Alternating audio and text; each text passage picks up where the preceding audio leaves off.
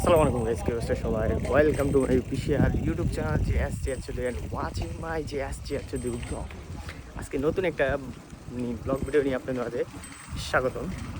আজকে যাচ্ছি আমরা সমুদ্র সৈকত, মানে বাসা থেকে 15 মিনিট সাইকেল দিয়ে, বেশি দূরে না।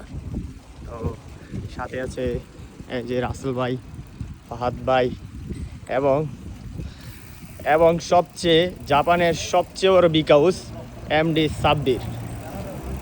এই সাব্বির, তো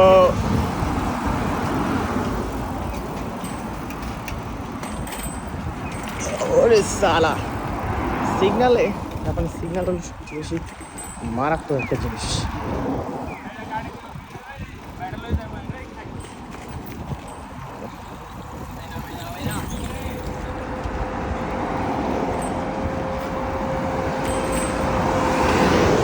এখন আমি সাব্বিরের কাছ থেকেও মানে জাপান আসার অনুভূতি শুনবো। সাব্বির, তোমার তো জাপান আসার পর অনুভূতি কেমন লাগতেছে?